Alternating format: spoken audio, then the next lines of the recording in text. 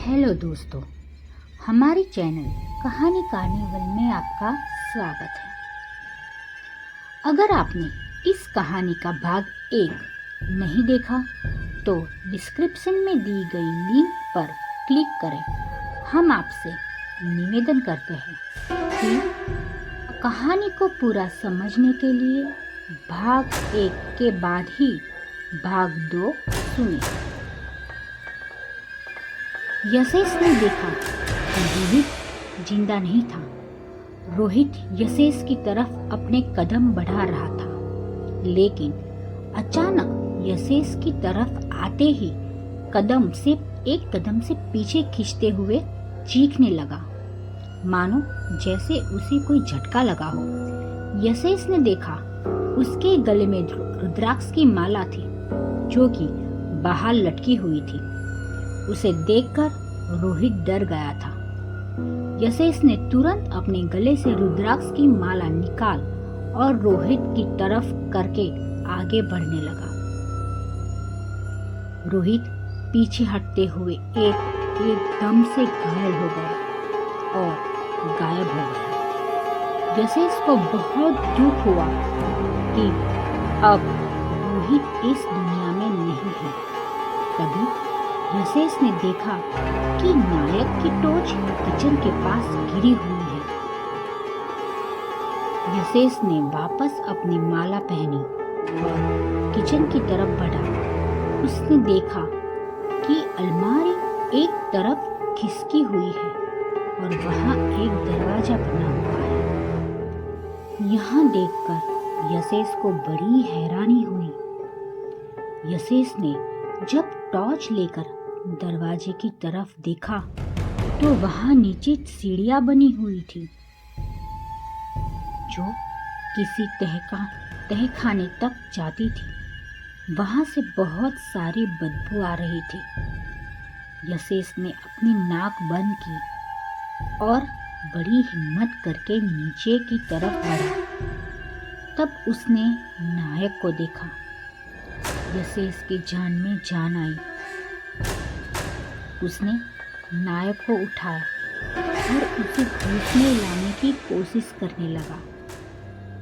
कुछ देर बाद नायक ने अपनी आंखें खोली और अपना सिर दबाते हुए उठा और बोला, यशेस, हमें यहाँ से निकल जाना चाहिए। हम यहाँ बहुत बुरी तरह से फंस चुके हैं।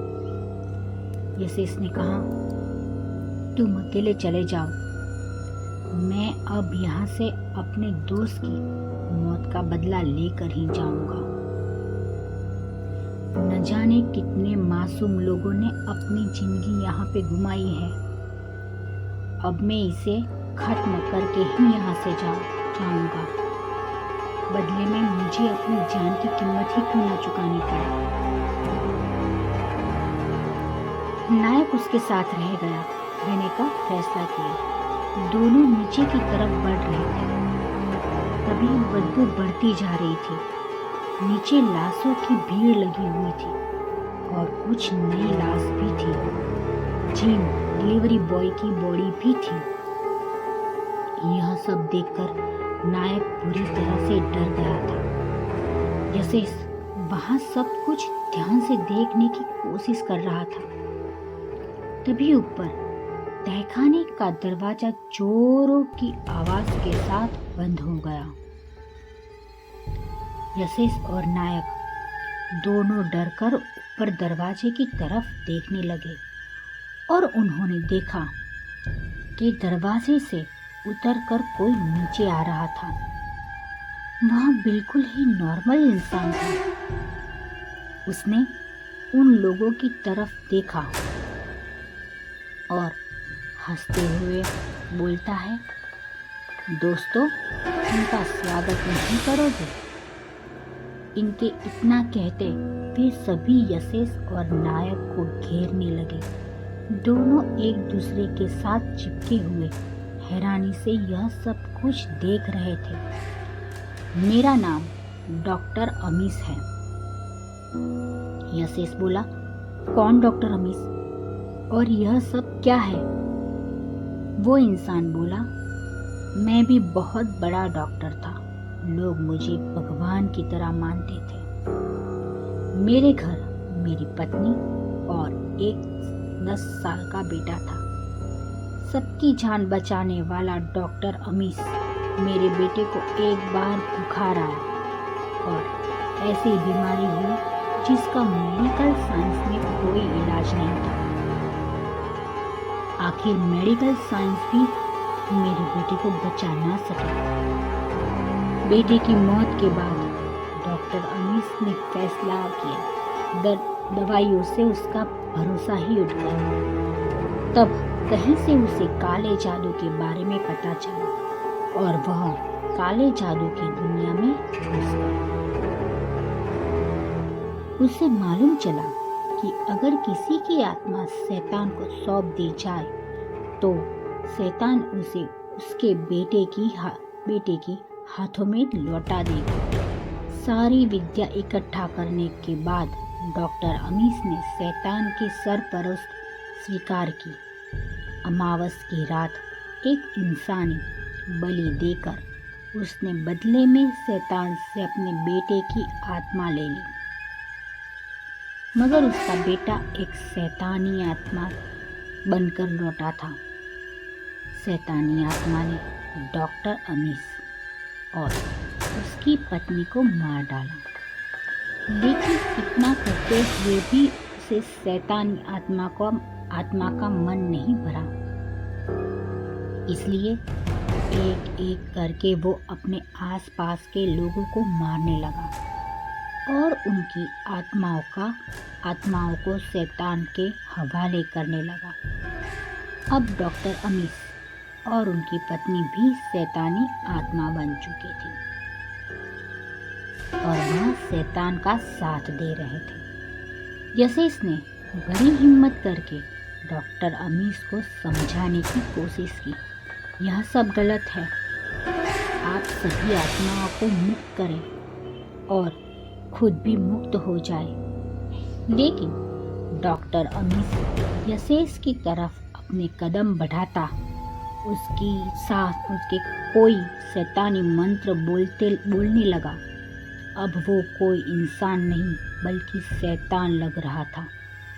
वह सभी लाश है यशेष और नायक की तरफ बढ़ रही थी, जिसमें उनका दोस्त रोहित भी था। यशेष ने रोहित की तरफ देखा और उसे अपने दोस्ती की दुहाई देने लगा। कहा, ऐसा मत कर, हम सब दोस्त हैं।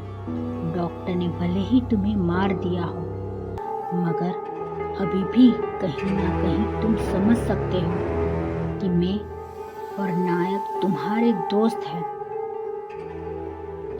रोहित ने कहा, मैं तुम्हारी कोई मदद नहीं कर सकता क्योंकि मैं डॉक्टर अमीश का गुलाम हूँ।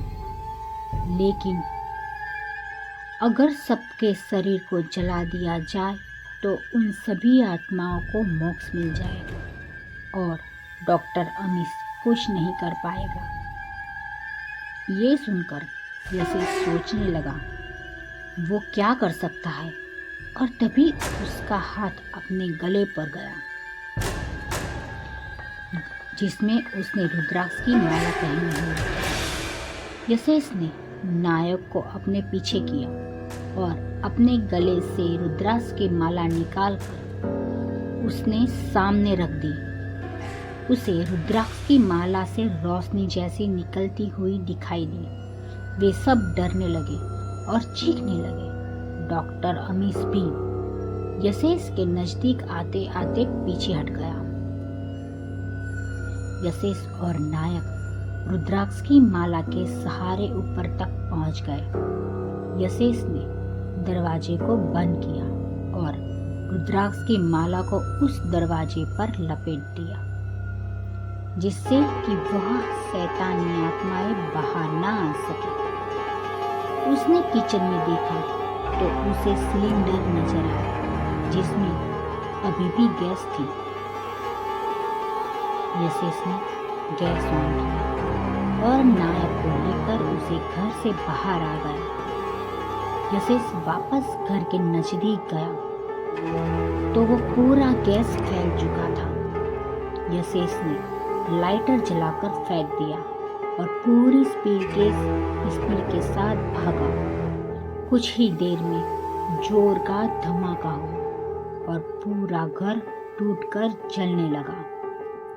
यशेष और नायक ने अपने दोस्त को खो दिया। हेलो दोस्तों, यदि आप हमारे चैनल पर नए जुड़े हो तो हमारे चैनल को लाइक, शेयर और सब्सक्राइब जरूर करें।